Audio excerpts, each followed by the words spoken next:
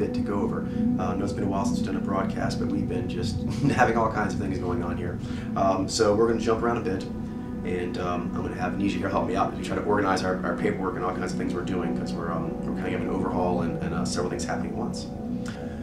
Something to mention is in this area of the website, it's for people who want to kind of hang out with me in my more cutting edge research, want to kind of be research assistants with me and do that kind of work.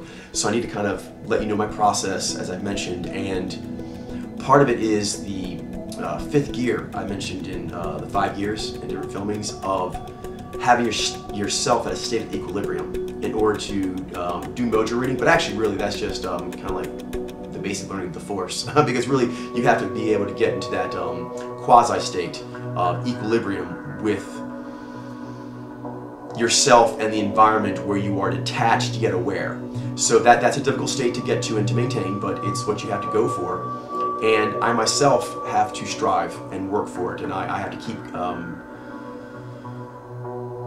improving myself, testing myself, and I have to sort of talk to you guys now because I want you to sort of get closer with me and become more involved, and I'd like to get involved with you in the forums and discussing cases in depth and really giving you the nuance that you guys have been craving for. So we're going to try to do that, but we're going to not do the quizzes the way we've been doing them before, because we just realized, wow, there's so much to do as far as making this project happen, that we have to be very judicious about how we use our energy. So we're not going to be able to handle that volume of reading because we're not going to be able to get the quality of reading to it that we would like to, and quality is the most important thing. So what we're going to do instead is give what you guys have been craving for and have been asking for in the quizzes, my interns say, which is more detail. In fact, they're not able to give you as much as they'd like, only because I got them doing so many things. So I apologize, but I'm very demanding, and I've got them running all over the place doing goodness knows what. In order to do that, I would like to start to introduce a few samples, maybe a week, to the members area, and that will be for us to discuss and to discuss in depth, and for you to ask as many questions as you want, and for us to kind of just treat that like a case that needs to be dissected at length, at full, until we all feel like, yeah, we have that. Because I want you guys to be like my inner research team now. So we need to kind of take each case, look at it, dissect it, see what it is, and then we will place that on the red pile. Something else to note is that readings have degrees of firmness, just as in you have photo reads versus video versus lots of video. Then there's also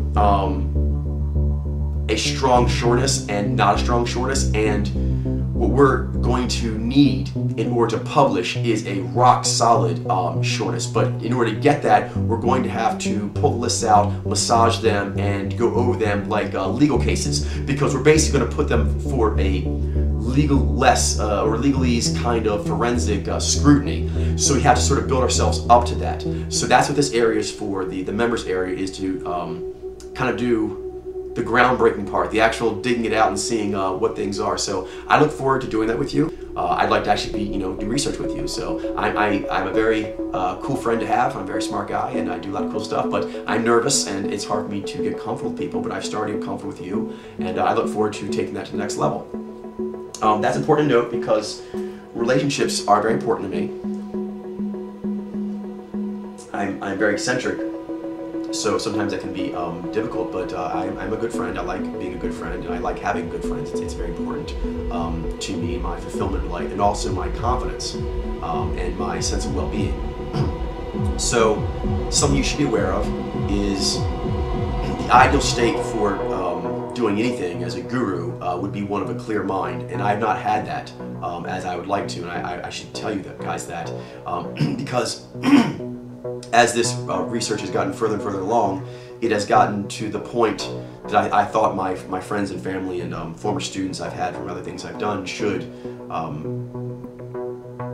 exhibited some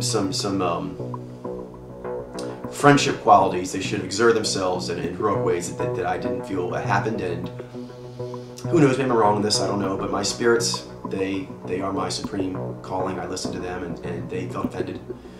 They felt offended for several years, and kind of reached a climax point in the last year or two, and so finally I had to write them an email that ended up being like 147 pages, explaining to them that we're not associated anymore.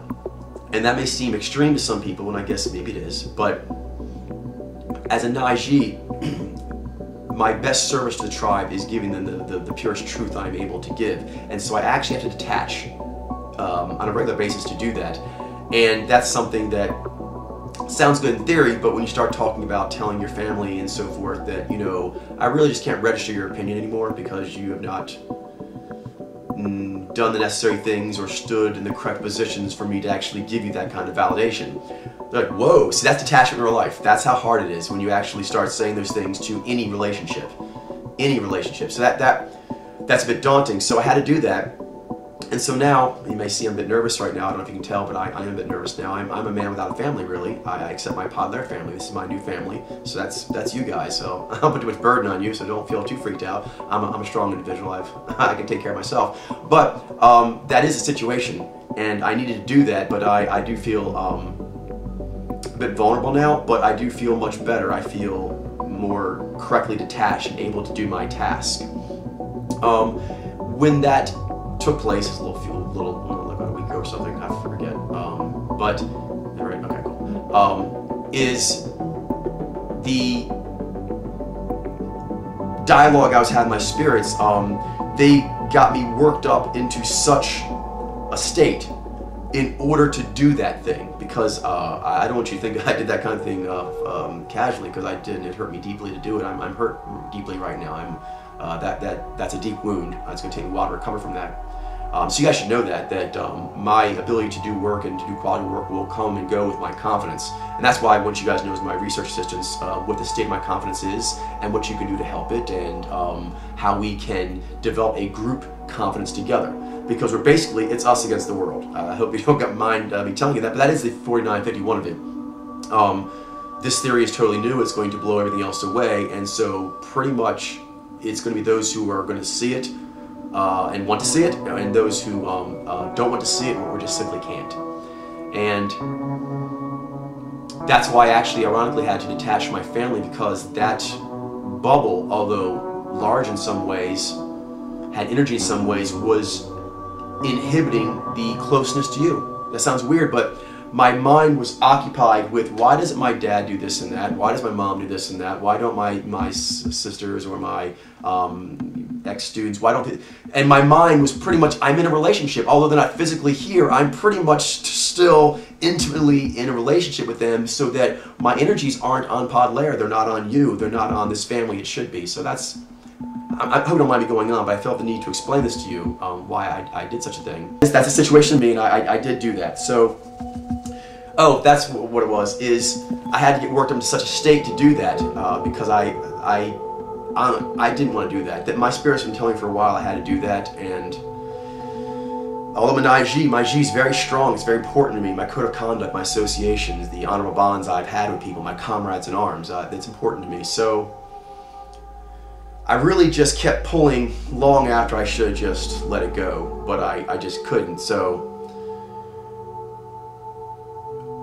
my spirits had to basically tell me I was being a fool. And I do not like being a fool. I'm an IG, and IG generally don't like that, and the more powerful they get and the more developed they get, they like it less and less. And I'm really strong, and I've gone really far, so I hate feeling foolish. And so my spirits basically made me feel cosmically foolish because of this, and that was what I needed in order to detach. When that happened, though, I dropped that weight. Now I'm in this mood. I'm now in this mood of, I wish to be treated the way I need to be treated, and I need to be surrounded by a good bubble to do this truthful and noble research. I really don't have any time for any crap. So I'm feeling very surly right now.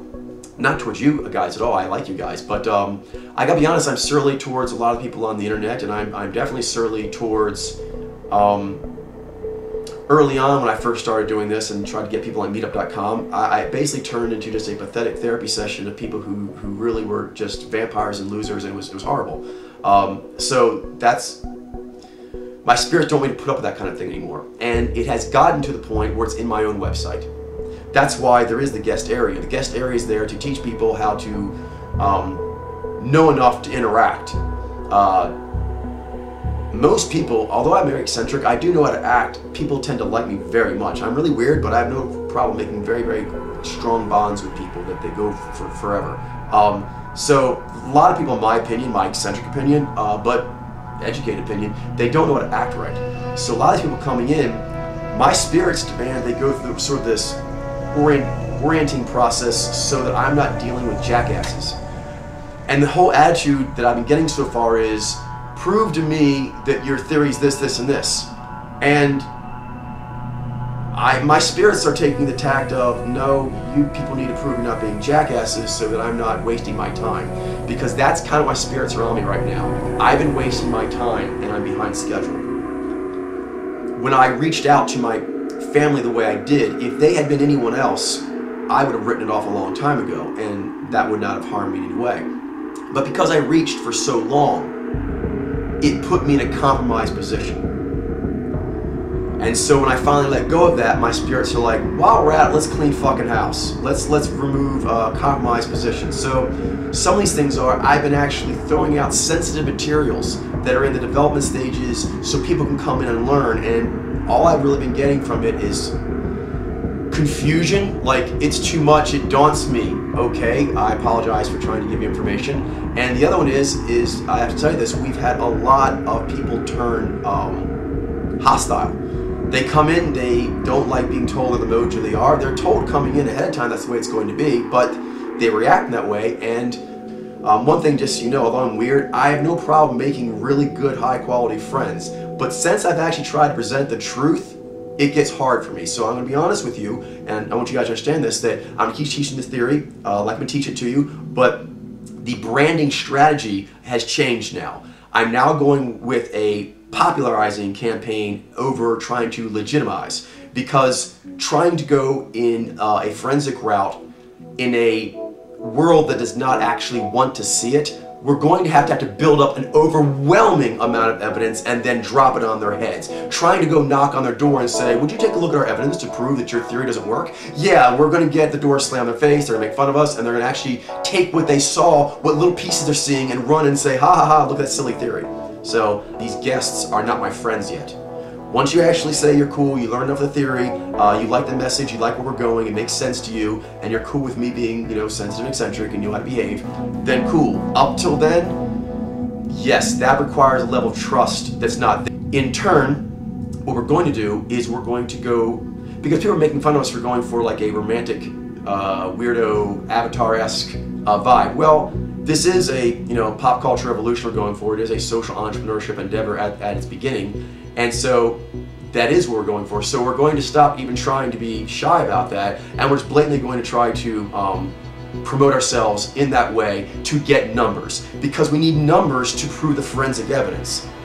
But forensic evidence is not getting us numbers. So we're going to reverse that. We're going after numbers to get evidence, because that's how it works. Just to know, in IG, I'm a master of the mojo my kind does, and it sometimes makes me feel weird, but it's what we're built to do.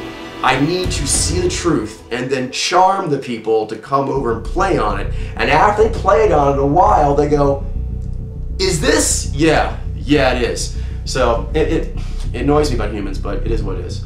And develop this sort of a real kind of comrade relationship of actually going on research projects to get like an adventuring group. I look forward to it. So hope you guys don't mind, but I played probably way too many role-playing games in my day, and so I like the idea of gathering friends together and going on adventure. So this will be an adventure. It's a real-life adventure to enlighten the world, but I'm going to use a lot of role-playing game riffs and that kind of organization because my mind understands it and it likes it. Who wouldn't want that? That's what I'm saying. Going in, we need to know something, because you have to keep updating your lens. I keep updating my lens, and one thing that is sort of an assumption, and we have to constantly take away assumptions so we can keep seeing truth, is that there should be an even spread. One that I keep consistently seeing in myself, my interns, and from everyone who's come in, and when they do the mojo quizzes and everything I get questioned on is, where's this one, where's this one, where's this one? And I have to say this has become a real issue because trying to find certain mojos makes your mind stretch for them. So when we start now, and you guys can be my research assistants, we actually have to go in with it is whatever it is. But I'm going to warn you now some things so you don't get alarmed by then, because already we're seeing, wow, that's not what I expect. It's definitely not what a lot of the rest of the world expected. So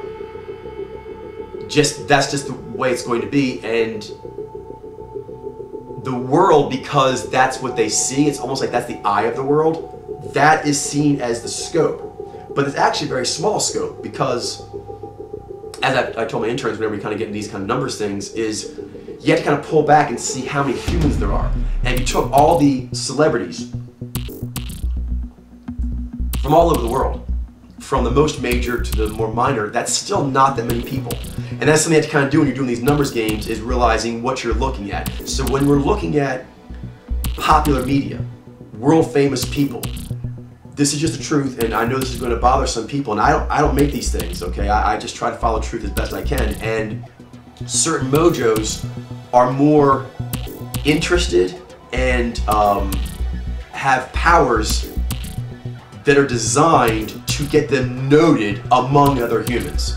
So that's important to note. That may throw people off, because when you think all the cool humans, all the humans you know, and if they're cool humans you know, that will automatically weight them towards certain mojos. It will not be even.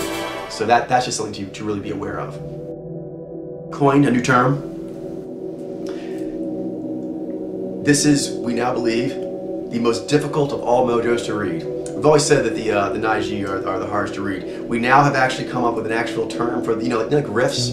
We found the Naiji riff that is like the most difficult of all to read. It is the permafrost Naiji. Permafrost Naiji is an Naiji that has been zied up for so long that there's a weight to the cheeks. Like I can do it too. Blah, blah, blah, blah, blah, blah, blah. And it looks weird to me because you see me in my face a lot, but I've actually gone long periods of my life where I talk like this all the time. I talk like that because it made me feel safe. And so Naiji will talk like in this, hello, well, I don't know about that, blah, blah, blah. And if you didn't know me and I talk like this all the time, you would not know that this is not my real voice.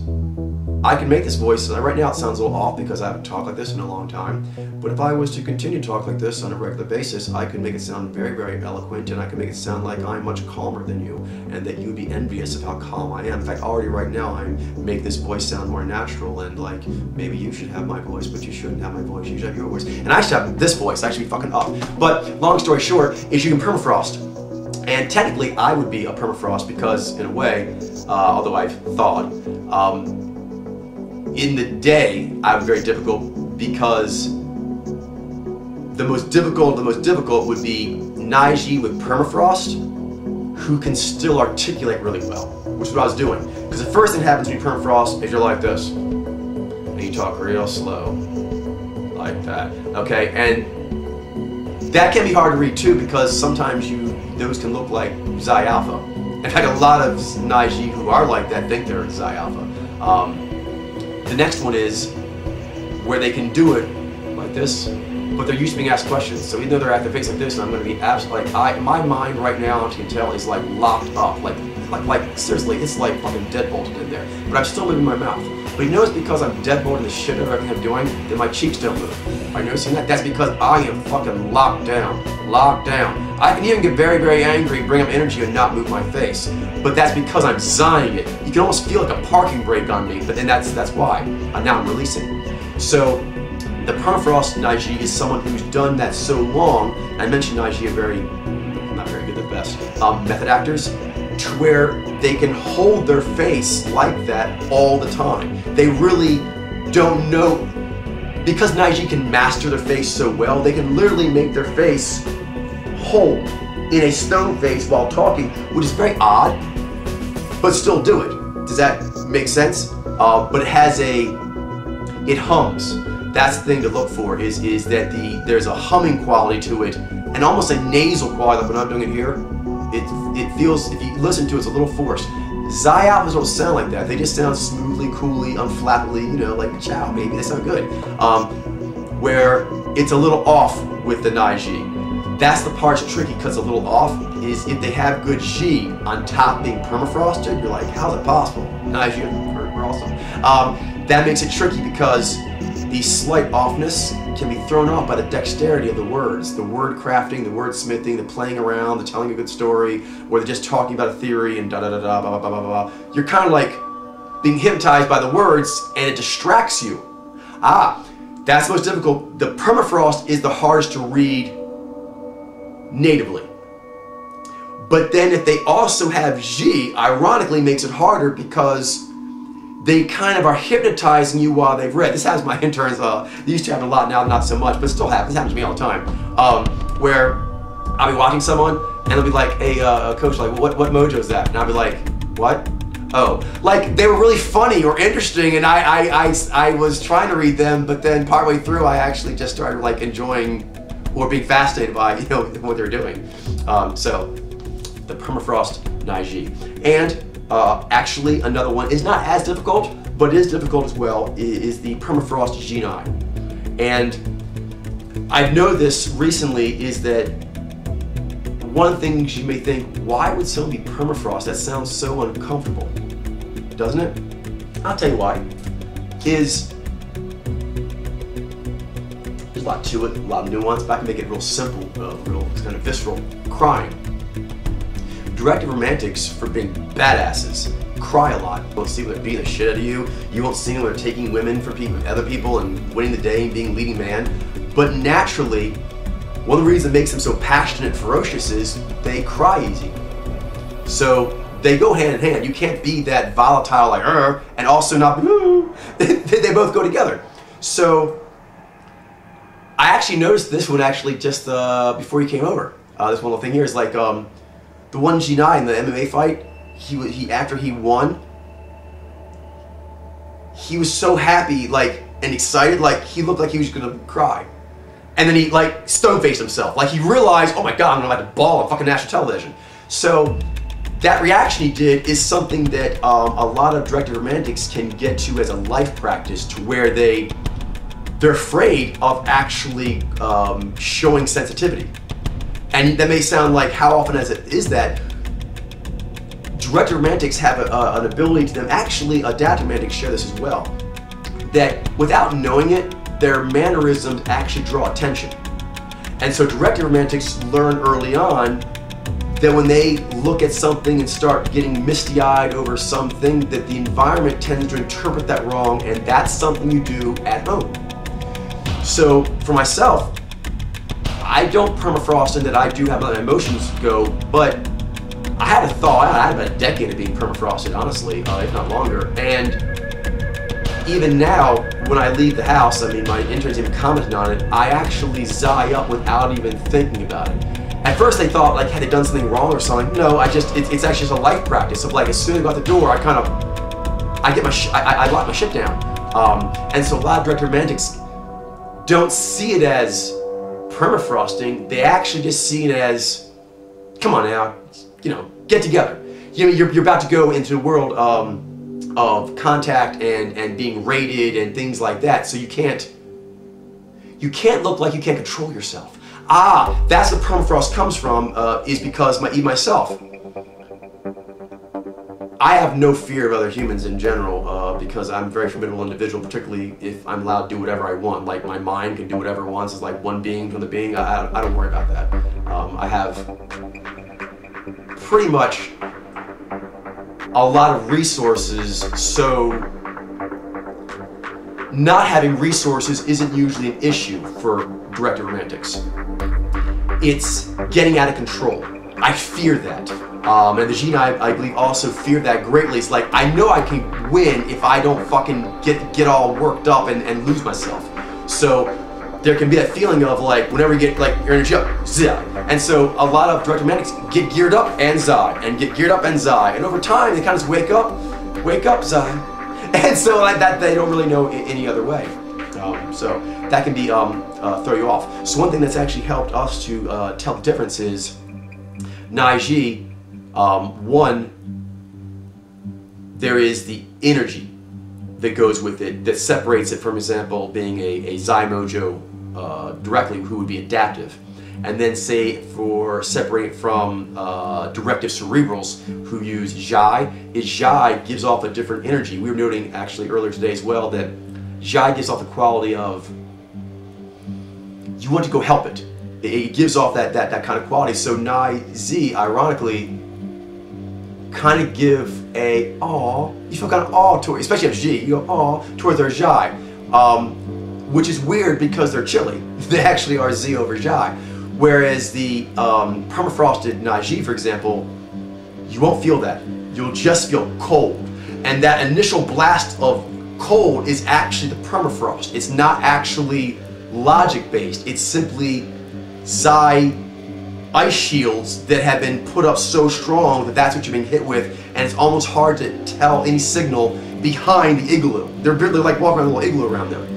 But where's the Jai? So two things to look for is to tell from a directive cerebral is where's the Jai? Why don't I go aw? Or there's a sneer, an unaware sneer that Nizi had if they're not likable. If they're likable, we go aw, there's Jai, a little gooey Jai. And then if they're not likable, it looks like a kind of a cruel, unaware sneer. Which is different than Naiji. Naiji have a more ruthless, smug, knowing smile, even though there's lots of Zai there. Telling that apart from, if you can tell that, Naiji in general, but that version of Naiji apart from Naizi, Zai Alpha, and also, who can be quite tricky, I may mention, is the Vaiji. The Vaiji also, I believe, can permafrost. We have not researched that as much because we haven't done as much on those samples, but I would think the makeup of them would make it to where they get weepy if they don't watch it. And like the directed romantics, they're extremely alpha, so they're not going to like being seen as weepy. Like they ain't gonna like that. They're Zai, I would imagine. Like I think a Vaiji would be similar to a Naiji in that capacity of like, I don't like that. I'm very strong. So apparently you misinterpret me as, it's a flex factor.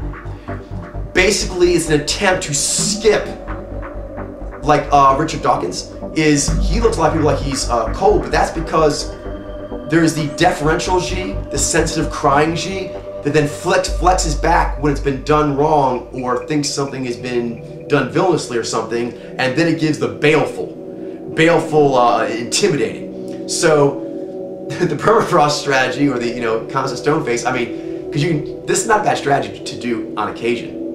I do it all the time. Not all the time because I have permafrost, but I do it liberally when needed. Which is, if I know that I can expect problem, I kind of let the sensitive side of the flex factor happen, but I don't show it. By the way, this makes my kind and the Jinai badasses. But the sensitivity's there, but the enemy doesn't see it, because the Zai hides it. But when they do shit, it does offend that sensitive of a soul. The Zai hides it, so you don't see the pain inside, but inside we're like, oh, you motherfucker. Oh no, you didn't. I'm like this, like, whatever. But inside I'm like, you. Interesting. What did you say again? Okay, think about that. I'm gonna kill you and your puppies! Okay, so they keep that Zide up, and then they just show how do you think that? That's the dumbest thing. They just get baleful, but the baleful tends to only come after it's been Zide. So usually looks like you're just sort of being browbeaten. But if you actually look at a lot of Naiji with really strong Zai, when they actually go on the offensive, that is definitely a G browbeating. Like, they Zide it all up to have the principles to harpoon you with. The harpooning is being done by a preacher, by a fired up G preacher. Okay. Sorry, I'm all excited. I mentioned new strategies to go make this thing popular, and that's because it gives you respect. So, our first goal, there's a lot of studies in these kind of numbers. Two kind of critical numbers are the number 50 and the number 150, 200. Because I may mention the number 150 or 200 in the past to you, like the tipping point number, is that's the point at which groups break off, that you can't actually keep cohesion. And so you have to know how to organize them in subgroups from there. But another very, very important number in kind of human dynamics and bubble building is the number 50, or something like that. So you can think of it as a conceptual number, but still it's a size, it's a definite size of people that you're no longer weird. And so once you actually have about 50 people, you stop having to say you exist. That size says you exist.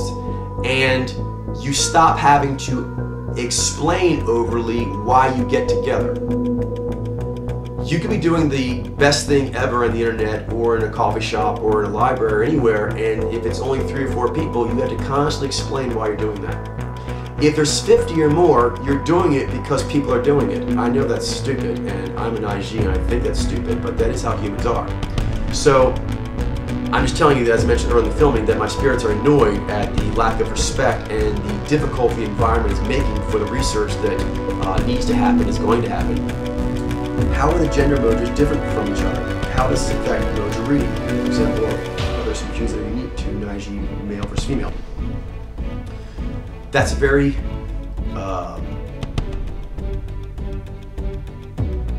I think fascinating question, so I'm actually glad you asked that.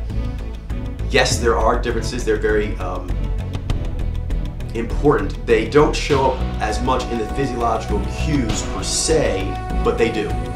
And that's because the physiological cues that are possible for a male to generate and for female to generate have a lot in common. But there are some differences that the physical body makes. For example, there's mannerisms the shoulders do, the guys do, or girls do. They're an IG, they'll be the same either way. Okay, this is the same. But, see what I'm doing here? But if I had breasts, this would look much different. That's important to note. And biologically, we've evolved that way, that the female IG have evolved to know that when they move their shoulders like this with breasts, it is a different thing. Same thing, the exact same thing the shoulders I'm doing, it will be different. So right there you are seeing a difference. A female would use that for a different reason than a male. Okay, what else? Another way of looking at it is there's an energy that they have, and that energy comes from the hunger. So all humans are hungry for energy and for interaction. That's what they want, that's what they need. And I have, I'm not being gross here, I just have to say this, I have a penis. And so as an IG, I'm a hunter. I'm a hunter with a penis. Now, let's take, say, a Nijai male. Nijai male also has a penis. But it's a gatherer's psychology. A gatherer's psychology using a penis. A penis is a tool, an anatomical tool of penetration. It's a different tool than the vagina. The vagina is different, as is the sperm versus the ovary. The whole thing, I'm not going to go over and on about the sperm different because, you know, lots of different channels for procreation. Yeah, everyone knows that kind of crap. Okay, but the point is, it does stand that that is true. The male organ is working with that tool. These are all tools of the human race to go forward in life, to know things, to procreate, yada yada. So it was born with a tool that is an outward tool, it is penetrating, and it can give the seed for lots of babies. That is a radically different structure and a radically different potential for reward and potential for risk. That potential for reward and risk is hardwired into a male versus female because the gender is put in there. That is part of it. How does it affect people transgender? That's very interesting. I would have to do research and know more about that of live samples to say, because that's such an advanced question. I'd have to have the right kind of laboratory. I'd have to have the right kind of laboratory and the right kind of samples and research to do that. But I find the topic extremely fascinating. And did that make sense though? The fact that two males, the Nijai and the Naiji, it's very different because one is really trying to use an almost luring strategy with a penetrating tool. That's the truth. And it's a penetrating tool that they were born with, and they were born to have it. Like, all their psychology and their chemicals are designed that that's what they're going to have. The Naiji female, for example, as opposed to the Nijai female, she has a vagina. Vagina is a luring weapon. It is a tool used to bring something in. And it has, with the baby, biologically, a wiring and chemicals that go with this and neural pathways that go with this of one baby per time going. So it's very, very crucial that go right. It's a different psychology, not of the Naiji. I think a male Naiji would end up having the same psychology. Here's your answer, maybe the transgender. I think possibly it would shift. If you actually change their genitalia out and the chemistry changed as well, then I think it might be a full change, because that's the consideration. The consideration is my Naiji understanding and weapons and tools and powers in life based on what I have. Which body, which liabilities, and which assets do I have? So a Naiji female has a luring kind of strategy, but she's a hunter. So you'll see mannerisms in a Naiji female that a Naiji male can't do oftentimes. I can do these, it throws people off. I know a lot of things my mom does, I do them. I often do it in manly ways, people can't tell, but it throws them off because it's weird that's happened. I can't know why. They don't know why, and it's because usually women do it. It can be something simple like,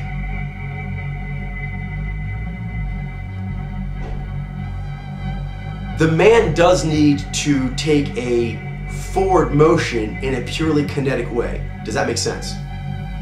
Like thrusting. I mean, this is not too gross, but there is that aspect. So I would say you're going to see more counter-fighting measures by a Naiji female. Because she is a hunter, she's a hitter, she is designed to want to actually go for a win in some way, to control the outcome of a scenario. That's going to be the nature of a directive. So she's going to want to force a thrust.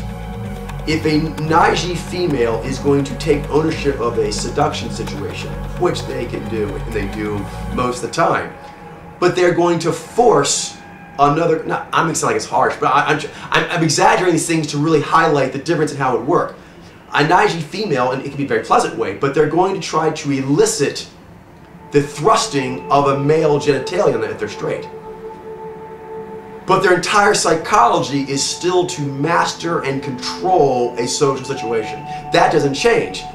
But what they're trying to make happen will be different. A Naiji male, opposite, because they have the genitalia that is outward, they may need to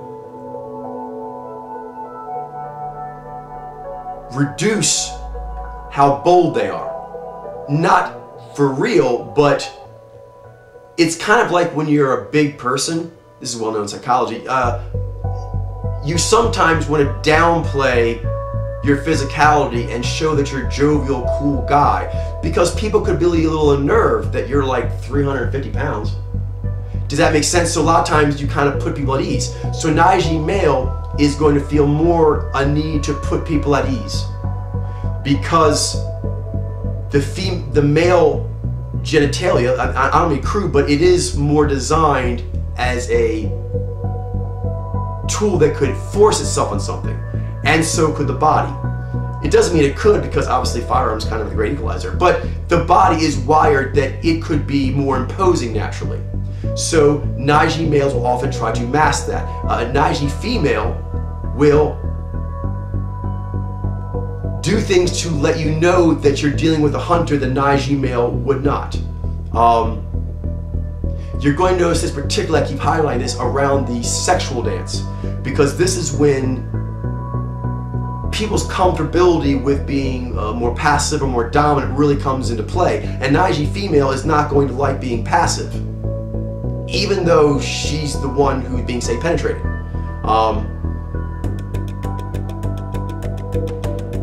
Another factor, and these are factors, again, this is a good question, because these are not physiological things, they're like different.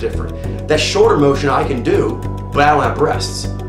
My shoulders, not only not breasts, my shoulders are built different in relation to my hips. I don't have the same kind of hips a Naiji female does. So I could move my hips the same kind of way, but it would look different from a guy in general. But guys' hips anatomically aren't proportioned to the rest of their body the way a female's is. A guy literally can't cast the same spell. If a guy has masterful hips, he can cast a spell with his hips. It's not the same as those females. They're not built the same. This has to do a lot with chemicals. For example, if you were talking about the worst temper of all the mojos, it would have the Naiji male. We've often mentioned that the Naiji has more temper even than, say, the Naizi, because the Ji adds a volatility, a flex factor. But if I was to take the ultimate role-playing game, bonus modifier here, it would be testosterone. Naiji females, as opposed to males, not only do they have a different, say, height and body structure there than the sexual genitalia, but they have more estrogen in them. So you're going to have the same Naiji design operating under a chemical cocktail that's different. And the male and female chemical composition is different. So, for example, my mom, my dad, they both are Naiji, so when I'm looking at their faces, they're both doing Naiji things. When they do certain mannerisms that may be similar, being male or female, and this is separate, it's very important, I'm making a distinction here between memes. I'm actually talking just body. When a male or female does certain things, it's just different, you know what I mean?